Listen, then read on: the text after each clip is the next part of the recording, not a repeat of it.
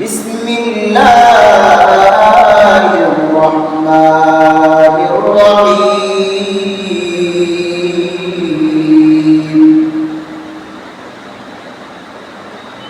ওয়াল ফাজরি ওয়া লায়ালিন আশর والشفع والوتر وقال النبي صلى الله عليه وسلم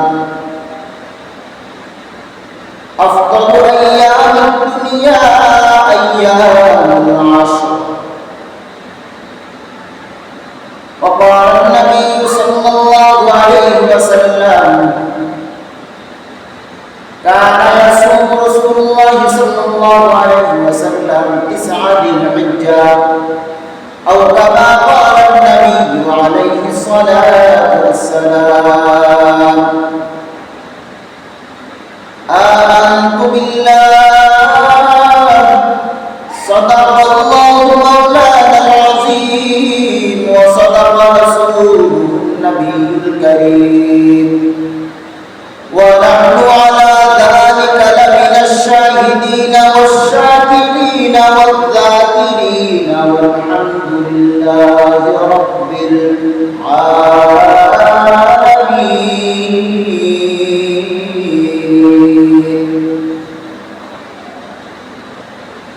हर लम्हे मोमिन की नई शान नई हर लम्हे मोमिन की नई शान नई फतार में किरदार में अल्लाह की बुरहान फतार में किरदार में अल्लाह की बुरहान قهاري غفاري قدوس وجبروت قهاري غفاري قدوس وجبروت ये चार अनासर बंदान मुसलमान ये चार अनासर बंदान मुसलमान हमसाया जिब्रील अमीन बंदाए खाकी हमसाया जिब्रील अमीन बंदाए खाकी है उसका नशीब न बुखारा न बदखशा है उसका नशीब न बुखारा न बदखशा سبحانك لا علم لنا إلا ما علمتنا إنك أنت العليم الحكيم اللهم صل على روح محمد في الأرواح وعلى قلب محمد في القلوب وعلى جسد محمد في الأجساد وعلى قبر محمد في القبور الحمدلله الله رب العزة الله কোটি শুকর সুজুদ যিনি আল্লাহ পাক রব্বুল ইজ্জত এই ফিতনা ফাসাদ জামানার সমস্ত ফিতনা থেকে মুক্ত করে আমাকে আপনাকে সর্বপ্রথম সবার আগে কিছু কথা বলার জন্য শোনার জন্য আল্লাহর ঘর মসজিদে বসার তৌফিক দান করেছেন এই জন্য আল্লাহ পাক রব্বুল ইজ্জত নিকট শুকরিয়া জ্ঞাপন করি আলহামদুলিল্লাহ মুহতারাম সামিঈন বর্তমান যে মাস চলছে যুলকদ মাসের শেষ দিকে আর 3-4 দিন পরে যুলকদ মাস শেষ হয়ে যাবে তারপরে যুলহজ মাস শুরু হবে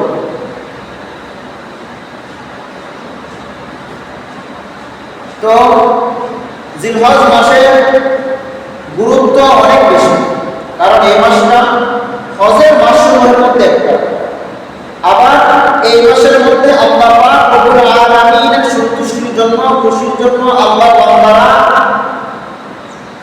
আল্লাহ পাকের জন্য পশু কুরবানি দিয়ে থাকেন তো এই মাসের গুরুত্ব অনেক বেশি এবং এই মাস ইসলামের 4টি সম্মানিত মাস আছে ওই মাসসমূহের মধ্যে জিলহজ মাস একটা এই জিলহজ মাসের মধ্যে থেকে আবার জিলহজের প্রথম দশকে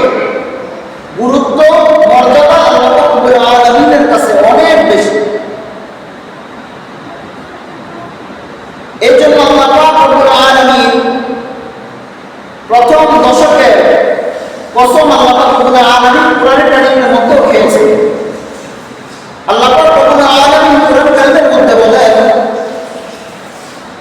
ওয়াল ফাজরি ওয়া লায়ালিন আশর।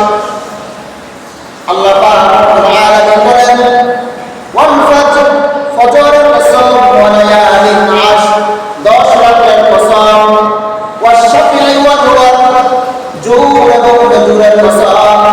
রাইসুল মুফাসসিরিন আব্দুল্লাহ ইবনে আব্বাস রাদিয়াল্লাহু তাআলা বলেন এখানে আল্লাহ পাক রব্বুল আলামিন বলেছেন ওয়া লায়ালিন আশর, এখানে ওয়া লায়ালিন আশর 10টা রাত দ্বারা আল্লাহ পাক রব্বুল আলামিন বুঝিয়েছেন জিলহজ মাসের প্রথম দশকের কথা। পরবর্তীতে আল্লাহ পাক রব্বুল আলামিন বলেন ওয়াশ শাফিঈ ওয়াল ওয়াতর, জোর এবং ফজরের কসম। আল্লাহ রাসূলের সাহাবী আব্দুল্লাহ ইবনে আব্বাস রাদিয়াল্লাহু তাআলা বলেন এখানে ওয়াশর, জোর দ্বারা আল্লাহ পাক রব্বুল আলামিন বুঝিয়েছেন জিলহজ মাসের প্রথম দশকের 10 তারিখ তথা ইয়াউমুন নাহার, কুরবানির দিনের কথা। আর ওয়াতর বেজুর দ্বারা আল্লাহ পাক রব্বুল আলামিন বুঝিয়েছেন 9 জিলহজ দ্বারা 9 জিলহজের কথা। এজন্য প্রথম দশকের জিলহজের প্রথম দশকের গুরুত্ব আল্লাহ পাক রব্বুল আলামিনের কাছে অনেক বেশি। রাসূল সাল্লাল্লাহু আলাইহি ওয়াসাল্লাম সাহাবী হযরত জাবের রাদিয়াল্লাহু তাআলা তিনি একটা হাদিস বর্ণনা করেন। তিনি বলেন আন জাবের রাদিয়াল্লাহু তাআলা আনহু قال رسول الله صلى الله عليه وسلم রাসূলের সাহাবী হযরত জাবের ইবনে আব্দুল্লাহ রাদিয়াল্লাহু তাআলা বলেন রাসূল সাল্লাল্লাহু আলাইহি ওয়াসাল্লাম বলেছেন আল্লাহ রাসূল সাল্লাল্লাহু আলাইহি ওয়াসাল্লাম বলেন আফদালু আইয়ামিদ দুনিয়া, দুনিয়ার মধ্যে যত দিন আছে ওই দিনগুলোর মধ্যে সর্বোত্তম দিন হলো আইয়ামুল আশর, জিলহজ মাসের প্রথম দশকের দিনগুলো। দুনিয়ার মধ্যে যত দিন আছে সব দিন থেকে জিলহজ মাসের প্রথম দশকের দিনগুলো আল্লাহ রাব্বুল আলামিনের কাছে অধিক মর্যাদাবান, অধিক উত্তম, ফজিলতপূর্ণ। আল্লাহ রাসূলের সাহাবী রাইসুল মুফাসসিরিন হযরত আব্দুল্লাহ ইবনে আব্বাস রাদিয়াল্লাহু তাআলা বলেন এই 10 দিন জিলহজ মাসের প্রথম দশকের 10 দিন, এই 10 দিনের মধ্যে আমল করলে আল্লাহ রাব্বুল আলামিনের নিকট এই 10 দিনের আমল এত পছন্দনীয় যে অন্যান্য দিনগুলোতে আমল করলে এটা পছন্দনীয় না। আল্লাহ রাসূলের সাহাবী হযরত আব্দুল্লাহ ইবনে ওমর রাদিয়াল্লাহু তাআলা থেকে বর্ণিত, তিনি বলেন যে এই 10 দিনের আমল আল্লাহ রাব্বুল আলামিনের কাছে অধিক ফজিলতপূর্ণ, অধিক প্রিয়, অধিক পছন্দনীয় 10 দিনের আমল। এই জন্য আল্লাহ রাব্বুল আলামিন তার কালামুল্লাহ শরীফের মধ্যে এই 10 দিনের কসম খেয়ে বলেছেন। মানুষ কসম সাধারণত ওই জিনিসের মধ্যে খায় যে জিনিসটা গুরুত্বপূর্ণ। আমরা একটা জিনিসের গুরুত্ব বুঝাতে গিয়ে বলি আল্লাহর কসম এই জিনিসটা এমন। তো আল্লাহ রাব্বুল আলামিন একটা কথা বললে সেটার গুরুত্ব বোঝানোর জন্য তো কসম খেতে হয় না, কারণ আল্লাহ রাব্বুল আলামিন যে কথা বলবেন ওই কথাই তো গুরুত্বপূর্ণ। ওই কথার জন্য কসম খাওয়ার কোনো প্রয়োজন নাই, কিন্তু বান্দা যেহেতু বুঝে না, বান্দাকে বোঝানোর জন্য আল্লাহ রাব্বুল আলামিন কোরআনের মধ্যে কসম খেয়েছেন ওয়াল ফাজরি ওয়া লায়ালিন আশর, 10 রাতের কসম, ওয়াশ শাফঈ ওয়াল ওয়াতর, জোর এবং ফজরের কসম। এই জন্য এই 10 দিনের গুরুত্ব আল্লাহ রাব্বুল আলামিনের কাছে অনেক। এই 10 দিনে অনেকগুলো আমল আছে। এই 10 দিনের 1 নম্বর আমল হলো জিলহজ মাসে বিশেষ করে যারা কোরবানি দিবে তারা, এবং যারা কোরবানি দিবে না তারাও, জিলহজ মাসের চাঁদ ওঠার পর থেকে নিয়ে কোরবানির আগ পর্যন্ত নিজের নখ এবং যে কোনো ধরনের চুল কর্তন করবে না, কাটবে না, বরং জিলহজ মাসের চাঁদ ওঠার পর থেকে নিয়ে না কেটে একবারে কোরবানি দিয়ে তারপরে নখ এবং চুল কর্তন করবে, কাটবে। আম্মা জান উম্মে সালামা রাদিয়াল্লাহু তাআলা থেকে হাদিস বর্ণিত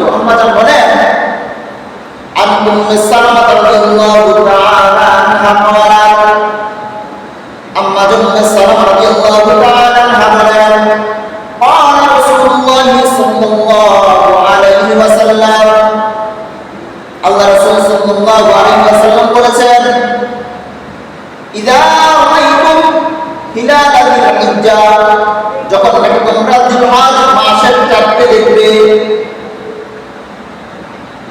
যখন নাকি তোমরা জিলহজ মাসের চাঁদকে দেখবে, ফাআরাদ আহাদুকুম আন ইউরাহিয়া, এবং তোমাদের মধ্য থেকে কেউ যদি কুরবানি দেওয়ার ইচ্ছা করে, ফালিয়ুমসিক, সে যেন রেখে দেয়, আটকিয়ে রাখে, রেখে দেয়। কি রেখে দিবে? রাসূল বলেন, মিন শারিহি ওয়া আসফারিহি, সে যেন তার চুল এবং নখগুলোকে রেখে দেয়, কর্তন না করে। এটা হলো যারা কুরবানি দিবেন তারা যেন, বিশেষ করে তারা যেন নিজের চুল এবং নখকে জিলহজ মাসের 4 ওঠার পর থেকে কুরবানির আগে আর কর্তন না করে, না কাটে। এটা কাটাটা, এটা না কাটাটা ওয়াজিব বা ফরজ না, কিন্তু যদি না কাটে রেখে দেয় তাহলে সওয়াবের অধিকার হবে, অনেক ফজিলতের বিষয়।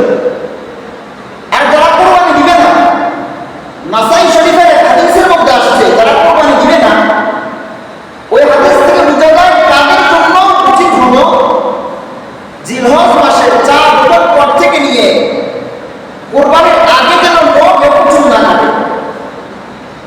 এক সাহাবী রাসূলুল্লাহ সাল্লাল্লাহু আলাইহি ওয়াসাল্লামের কাছে এসে বলে, ইয়া রাসূলুল্লাহ, আমার এমন এমন একটা জন্তু আছে, পশু আছে, আমার এই পরিমাণ সম্পদ আছে, আমি কি কুরবানি দিব?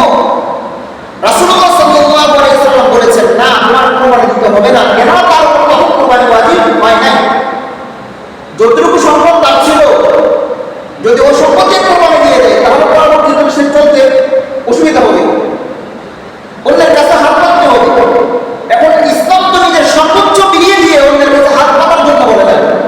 এই জন্য রাসূল বলেছেন, না, তোমার কুরবানি দিতে হবে না, বরং তুমি জিলহজ মাসের চাঁদ দেখার পর থেকে নিয়ে কুরবানি দেওয়ার আগ পর্যন্ত তুমি তোমার নখ এবং চুলকে কেটো না। যদি না কাটো তাহলে আল্লাহ পাক রব্বুল আলামিন তোমার আমলনামার মধ্যে কুরবানি করার সওয়াব দিয়ে দিবেন। সুবহানাল্লাহ। তো এর দ্বারা বোঝা যায় যারা কুরবানি দিবে না তাদের জন্য উচিত হলো জিলহজ মাসে চাঁদ ওঠার পর থেকে নিয়ে কুরবানি দেওয়ার আগ পর্যন্ত নখ এবং চুল কাটবে না। না কাটার মাধ্যমে যদি কোনো জিলহজ মাসে কুরবানি দেওয়ার পরে কাটে তাহলে হতে পারে আল্লাহ পাক রব্বুল আলামিন তার আমলনামার মধ্যে কুরবানি দেওয়ার সওয়াব তার আমলনামায় লিখে দিবেন। এটা হলো জিলহজ মাসের প্রথম আমল। জিলহজের প্রথম দশকে দ্বিতীয় আমল হলো জিলহজের 1 তারিখ থেকে নিয়ে 9 তারিখ কুরবানির আগের দিন পর্যন্ত রোজা রাখা। রাসূল সাল্লাল্লাহু আলাইহি ওয়াসাল্লাম এই 9 দিনে রোজা রাখতেন। এক হাদিসের মধ্যে আসছে, কানা ইয়াসুমুন নবী সাল্লাল্লাহু আলাইহি ওয়াসাল্লাম তিসাইল হিজ্জা, আল্লাহ রাসূল সাল্লাল্লাহু আলাইহি ওয়াসাল্লাম জিলহজ মাসের প্রথম দশকে 9 দিন রোজা রাখতেন। কারণ কুরবানির দিন রোজা রাখা জায়েজ নাই, এই জন্য আল্লাহ রাসূল সাল্লাল্লাহু আলাইহি ওয়াসাল্লাম 9 দিন রোজা রাখতেন। এটা হলো জিলহজ মাসের প্রথম দশকের দ্বিতীয় আমল। জিলহজ মাসের প্রথম দশকের তৃতীয় আমল হলো যদি 9 দিন রোজা রাখতে না পারে তাহলে কমপক্ষে 9 জিলহজ মানে 8 জিলহজ রাতে সাহরি খাবে আর 9 জিলহজে রোজা রাখবে, যেটাকে আমরা আরাফা রোজা বলে থাকি। এই রোজা রাখার অনেক ফজিলত রাসূলের হাদিস আছে। রাসূল সাল্লাল্লাহু আলাইহি ওয়াসাল্লাম বলেন, সম্ভবত হাদিসটা আমাদের আয়েশা সিদ্দিকা রাদিয়াল্লাহু তাআলা থেকে বর্ণিত। আমাদের আয়েশা সিদ্দিকা রাদিয়াল্লাহু তাআলা বলেন, আল্লাহ রাসূল সাল্লাল্লাহু আলাইহি ওয়াসাল্লাম এই আরাফার দিন ইয়াউমে আরাফা সম্পর্কে আল্লাহ রাসূল বলেন, আহতাসিবু আলাল্লাহি আন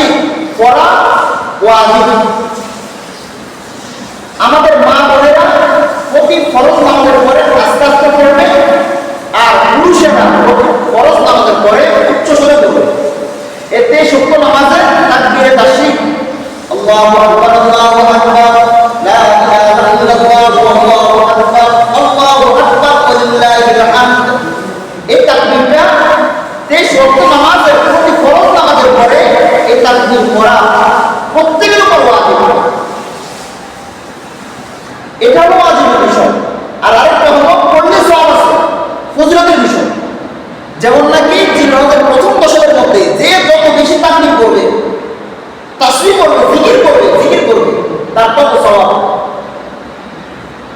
রাসূলুল্লাহ সাল্লাল্লাহু আলাইহি ওয়াসাল্লামের হাদিস আছে, রাসূল বলেন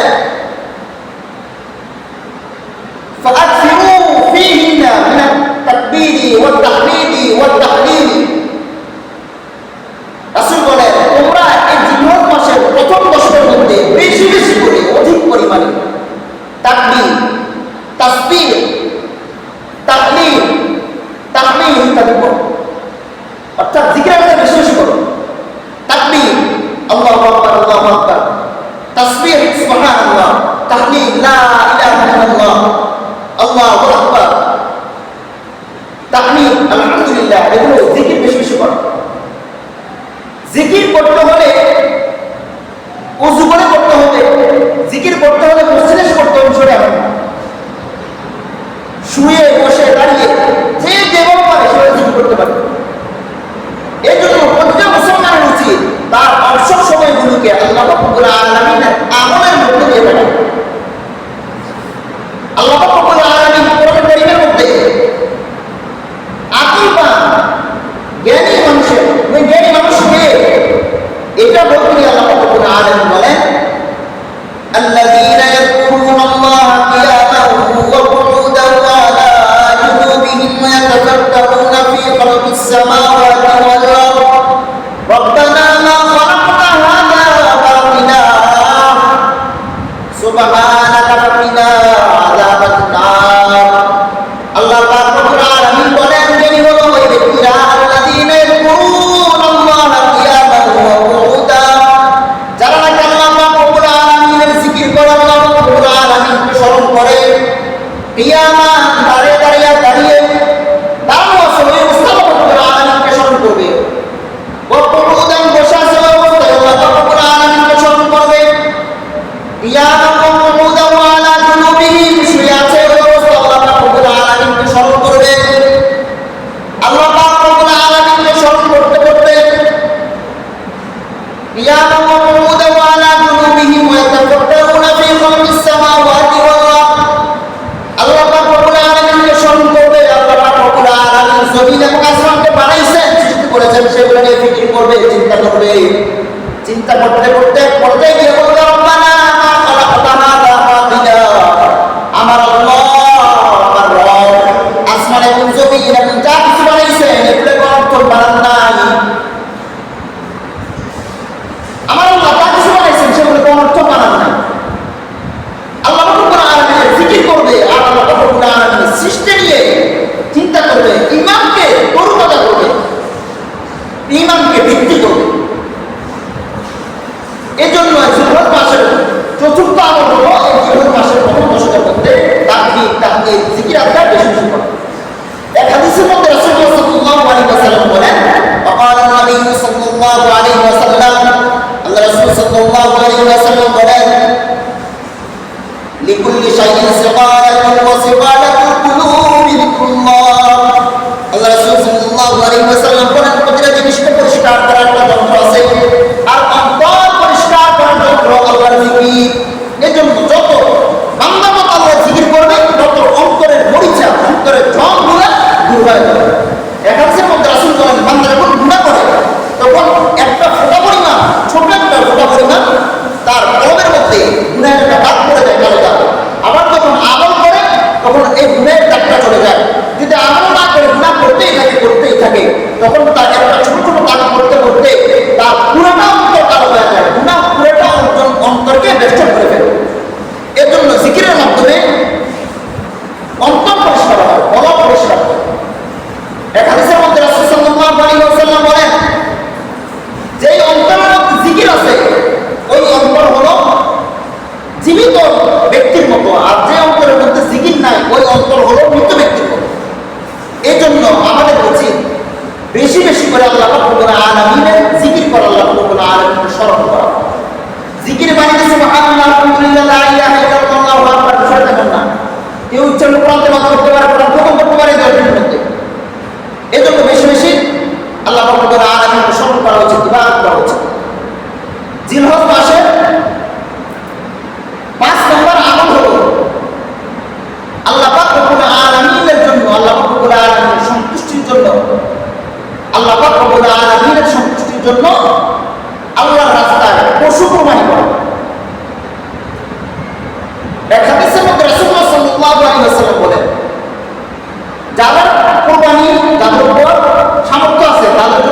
দেওয়া ওয়াজিব। রাসূলুল্লাহ সাল্লাল্লাহু আলাইহি ওয়াসাল্লাম বলেন, ফরজ ইবাদতের পরে আল্লাহ রাব্বুল আলামিনের নিকট নফল ইবাদতের মধ্যে সবচেয়ে উত্তম এবং প্রিয় কাজ হলো কুরবানির দিনগুলোর মধ্যে আল্লাহ রাব্বুল আলামিনের নামে পশুর রক্ত প্রবাহিত করা। এটা হলো সবচেয়ে প্রিয় আমল আল্লাহ রাব্বুল আলামিনের কাছে। কারণ পশু কুরবানির মাধ্যমে পশু কুরবানি এটা তো আল্লাহ রাব্বুল আলামিনের উদ্দেশ্য না। আল্লাহ রাব্বুল আলামিন চান কে কত বড় পশু কুরবানি দিল সেটা না, আল্লাহ পাক চান আমার বান্দা কি দিল সেটা না, আমার বান্দা কি করলো মন থেকে দিল আর লোক দেখানোর জন্য দিল সেটা।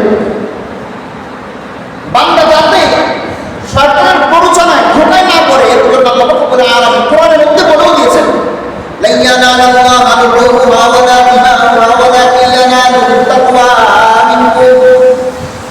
আল্লাহ রাব্বুল আলামিন বলেন, আল্লাহ রাব্বুল আলামিনের কাছে লা ইয়ানালাল্লাহু আল-রুহা কষ্ট হচ্ছে না, ওয়ালা দিমাউহা কষ্ট হচ্ছে না, ওয়ালাকিন ইয়ানালুহু তাকওয়া মিনকুম। আল্লাহ রাব্বুল আলামিনের কাছে পৌঁছে একমাত্র বান্দার তাকওয়া, আমাদের তাকওয়া, আমাদের ইখলাস, এটা আল্লাহ রাব্বুল আলামিন দেখবেন। কে কত বড় পশু কুরবানি করলো, কে কতজনকে খাওয়ালো সেটা আল্লাহ রাব্বুল আলামিন দেখবেন না। এটা হলো জিলহজ মাসের 5 নম্বর আমল। জিলহজের 6 নম্বর আমল হলো যেটা জিলহজ মাসে সবচেয়ে গুরুত্বপূর্ণ আমল, সেটা হলো আল্লাহ রাব্বুল আলামিনের জন্য আল্লাহ রাব্বুল আলামিনের ঘরে গিয়ে লাব্বাইক বলে আল্লাহ রাব্বুল আলামিনের তুচ্ছ বান্দা হিসেবে আল্লাহ রাব্বুল আলামিনের ঘরে গিয়ে লাব্বাইক বলে সাড়া দেওয়া। যারা হতে গিয়েছেন তারা এই আমলটা করতে পারতেছেন। এই জন্য যারা হতে গিয়েছেন তাদের হজ যেন কবুল হয় সেই দোয়া করা, এবং যারা যেতে পারি না তারাও যেন আল্লাহ রাব্বুল আলামিনের ঘরের দর্শন করতে পারি, দেখতে পারি, দিদার আল্লাহ রাব্বুল আলামিনের দিদার লাভ করতে পারি সেই চেষ্টা করা। এই যে আমরা পশু কুরবানি দিই, এখানে পশু কুরবানি দেওয়ার তো উদ্দেশ্য না। উদ্দেশ্য না আল্লাহ রাব্বুল আলামিন আমাদেরকে পশু কুরবানি দিতে বলেছেন, আমরা দিচ্ছি। আল্লাহ রাব্বুল আলামিন যদি আমাদের জন্য পশু কুরবানি না দিয়ে অন্য কিছু বলতেন তাহলে আমরা পশু কুরবানি দিতাম না, আমরা অন্য কিছু করতাম। কিন্তু আমাদের সমাজের মধ্যে কিছু বুদ্ধিজীবী আছে, জায়গায় জায়গায় মুসলমানরা নির্যাতিত হচ্ছে, নিপীড়িত হচ্ছে, জায়গায় জায়গায় মানুষ মানুষকে খুন করে ফেলছে, জালেমরা মুসলিমদের উপর জুলুম করতেছে, সেটা নিয়ে তাদের কোনো মাথা ব্যথা নেই। শুধুমাত্র কুরবানি দিনগুলোর মধ্যে আল্লাহ রাব্বুল আলামিনের হুকুম আদায় করতে গিয়ে মুসলমানরা আল্লাহর রাস্তায় পশু কুরবানি করে, এটা নিয়ে তাদের মাথা ব্যথা। এই কুরবানির দিনগুলো আসলেই তাদের মাথা ব্যথা শুরু হয়ে যায়, জীব হত্যা মহাপাপ, জীব হত্যা মহাপাপ। অথচ জায়গায় জায়গায় অমুসলিমদের মাধ্যমে মুসলমানরা নির্যাতনের শিকার, নিপীড়নের শিকার, সেটা নিয়ে তাদের কোনো মাথা ব্যথা নেই। তাদের কাছে মানুষের চেয়ে পশু মূল্য, পশু গুরুত্ব একটু বেশি। এই যে ভারতের মধ্যে, আমাদের পাশের রাষ্ট্র ভারতের মধ্যে মুসলমানদের নির্যাতন করা হচ্ছে, কয়েক রাজ্যের মধ্যে মুসলমানদের জন্য কুরবানি দেওয়াকে নিষেধ করে দিয়েছে, এটা নিয়ে তাদের কোনো মাথা ব্যথা নেই। তাদের মাথা ব্যথা হলো কেন মুসলমানরা আল্লাহর আদেশ পালন করতে গিয়ে জীব হত্যা করে। জীব হত্যা করতে তাদের উদ্দেশ্য না, তাদের উদ্দেশ্য হলো ইসলাম, তাদের উদ্দেশ্য হলো মুসলমান। যে কোনোভাবে আবেগ দেখিয়ে মুসলমানদেরকে পশু কুরবানি থেকে বিরত রাখবে। তাদের ফাঁদে পড়ে অনেক মুসলমানরাও এখন বুদ্ধিজীবীর সাথে ঠিকই তো বলতেছে, জীব হত্যা আমরা কেন করি? জীব হত্যা না করে পশুর টাকাগুলো আমরা মানুষকে দান করে দিতে চলে। এখানে তো জীব পশু কুরবানি দেওয়ার উদ্দেশ্য না, উদ্দেশ্য হলো আল্লাহ রাব্বুল আলামিনের আদেশটা পালন করা। আল্লাহ বলছেন পশু কুরবানি দিতে, পশু কুরবানি দিতে হবে, টাকা সৎকা করলে কুরবানি ওয়াজিব, যে ওয়াজিব আদায় করে, এজন্য কুরবানি দিতে হবে। এজন্য মানুষের পরিচয় না করে একমাত্র আল্লাহ রাব্বুল আলামিনকে খুশি করার জন্য পশু কোরবানি দিতে হবে। পশু কোরবানির মধ্যে যদি কোনো, আমি গত সপ্তাহে বলেছি, যদি একটু মাত্র নিয়ম এদিক সেদিক হয় তাহলে ওই পশু খাওয়া যায়, ওই পশু কোরবানি সই হবে না।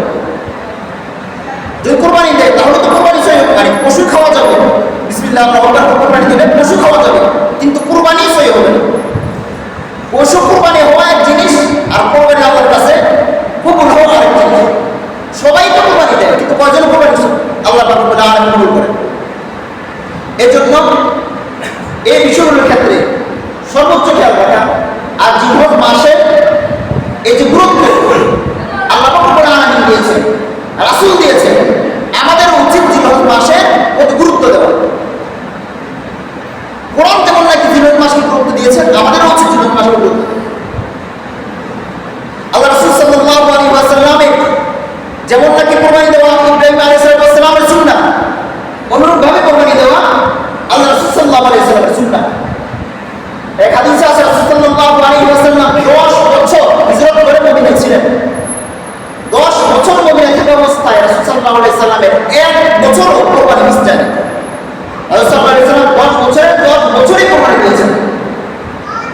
এবং আরেক হাদিসের মধ্যে রাসূল সাল্লাল্লাহু আলাইহি ওয়াসাল্লাম তাদের উপর কুরবানি ওয়াজিব, কিন্তু কুরবানি দেয় না, তাদের ব্যাপারে কঠোর বার্তা দিয়েছেন। রাসূল বলেন, وقال النبي صلى الله عليه وسلم من وجد ساعة ولم يضحي فلا يقربن مصلانا। রাসূল বলেন, যারা নাকি যে ব্যক্তি কুরবানি দেওয়ার সামর্থ্য রাখে, সামর্থ্য আছে, কিন্তু সে কুরবানি দিল না, ফালা ইয়াকরাবান্না মুসাল্লানা, সে যেন আমাদের ঈদগাহর আশেপাশে না আসে। দেখেন, অনেকে মনে করতে পারে ঈদগাহর আশেপাশে না যাওয়া এটা তো স্বাভাবিক একটা বিষয়, গেলে কি না গেলে কি। রাসূল নিষেধ করেছেন। ঈদ যেমন নাকি গরিবদের ঈদ, তেমন ধনীদের ঈদ। ঈদের মধ্যে সবাই ঈদেই উপস্থিত হবে, এটাই একটা আনন্দ। কিন্তু এই আনন্দ থেকে রাসূল সাল্লাল্লাহু আলাইহি ওয়াসাল্লাম বঞ্চিত করে দিচ্ছেন, যাদের উপর কুরবানি দেওয়ার সামর্থ্য আছে কুরবানি দিচ্ছে না তাদেরকে। তার মানে বোঝা যায় এটা ছোটখাটো কোনো বিষয় না। যদি ছোটখাটো কোনো বিষয় হতো তাহলে আল্লাহ রাসূল সাল্লাল্লাহু আলাইহি ওয়াসাল্লাম এবং মর্যাদাপূর্ণ এবং ইসলাম সমর্থিত, ইসলাম বিধান দিয়েছেন ঈদে, এমন মর্যাদাপূর্ণ শরীয়ত সমর্থিত বিধান থেকে আল্লাহ রাসূল সাল্লাল্লাহু আলাইহি ওয়াসাল্লাম উম্মতকে বাধা দিতেন। বাধা দিয়েছেন, তার মানে হলো কুরবানি না দিলে ওয়াজিব পালন করা হতে পারে। এই জন্য এক মুসলমানকে কুরবানি দেওয়া উচিত। আর কুরবানির অনেক জায়গার মধ্যে কুরবানির দিন যে কুরবানি গরুর মধ্যে কাজ করার জন্য কাজের লোক রাখে। কিছু কিছু ক্ষেত্রে কিছু কিছু মানুষ ধরেন তার সাথে গুণাগুণি করে আনছে, তার মূল্য নির্ধারণ করে আনছে 500 টাকা বা 1000 টাকা, কিন্তু আনার পরে কাজ শেষে তারা 800 টাকা দিয়ে আর কিছু গোস্ত দিয়ে দেয় যে তোমার আমি 1000 টাকা দিয়ে আনছি, 800 টাকা দিতেছি আর কিছু গোস্ত দিয়ে দিতেছি, তুমি রেখে দাও। যদি এমনটা করে তাহলে ওই ব্যক্তির কুরবানি আল্লাহ রাব্বুল আলামিন কবুল করবেন না, কারণ সে কুরবানির মধ্যেও জানিয়ে করেছে। কাউকে যদি একজন লোককে যদি 1000 টাকা দিয়ে ভাড়া করে আনে, 1000 টাকা দিয়ে কাজে রাখে, তাহলে তাকে 1000ই দিতে হবে। যে 500 দিয়ে আনে 500 টাকাই দিতে হবে। তার 1 টাকা 1 পয়সা কম তাকে দেওয়া যাবে না। হ্যাঁ, টাকা দেওয়ার পরে অতিরিক্ত বস্তু যদি দিতে চায়, মাংস যদি দিতে চায়, সেটা আলাদা বিষয়, কিন্তু টাকা কম দিয়ে বস্তু দেওয়া এটা শরীয়ত সমর্থন করে না। অনেক জায়গায় কুরবানির এই যে কুরবানির চামড়া, কেউ যদি ইচ্ছা করে কুরবানির চামড়া পুরোপুরি ফিতে দিতে পারে, আবার কেউ যদি ইচ্ছা করে কুরবানির চামড়া মাদ্রাসা, এমন মাদ্রাসা যে মাদ্রাসার মধ্যে একই ছাত্র পড়ালেখা করে, সব মাদ্রাসার মধ্যে কুরবানির চামড়া দেওয়া যাবে, কারণ কুরবানির চামড়ার হকদার বড় না। কুরবানির চামড়ার হকদার হলো গরিব, অসহায়, এতিম, মিসকিন তারা। ইচ্ছা করলে কুরবানির চামড়া বিক্রি করে টাকাও দিতে পারে, ইচ্ছা করলে কুরবানির চামড়াটাও দিয়ে দিতে পারে। ইচ্ছা করলে কুরবানির টাকা একজনকেও দিয়ে দিতে পারে, যে আমার এখানে একজন মিসকিন, আমি পুরো টাকা একজনকে দিয়ে দেবো। আবার ইচ্ছা করলে এই টাকাটাকে বন্টন করে কয়েকজনের মধ্যে বন্টন করতে পারে।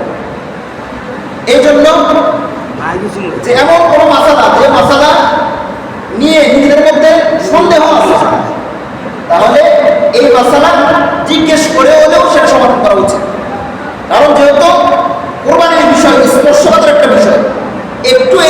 হলে কোরবানি সই হবে না, নিয়তের মধ্যে গরমিল হলে অথবা কোরবানি জন্তু এতে শিরিক হলে কোরবানি সই হবে না। এই জন্য নিজের মধ্যে যদি কোনো মাসালা নিয়ে সন্দেহ থাকে, কোরবানি দেওয়ার আগেই সে মাসালা জিজ্ঞেস করে হলেও সমাধান করা উচিত, যাতে নিজের এত লাখ টাকার গরু, এত হাজার টাকার গরু, এত লাখ টাকার পশু, যাতে আমি আমার কোরবানিটা আল্লাহ সহিভাবে কবুল করে নেন। এই জন্য সঠিক পদ্ধতিতে নিয়ম জেনে সঠিকভাবে কোরবানি দেওয়া উচিত। কোরবানি এটা আল্লাহ রাব্বুল আলামিন বান্দাকে বলেছেন দিতে, আল্লাহ রাসূল নবীগণে দিয়েছেন, সাহাবীগণে দিয়েছেন, এখন উম্মতরাও দিচ্ছে। এখন এই সওয়াবের কাজ করতে গিয়ে কোরবানির দিনে অনেকে গুনাহের কাজ করে ফেলে। সেটা হলো কোরবানি দেওয়ার পরে রক্তগুলো এক জায়গায় রেখে দেয়, ও রক্তগুলো পরবর্তীতে পৌঁছে গন্ধ বের হয়, দুর্গন্ধ বের হয়, আশেপাশে মানুষ কষ্ট পায়।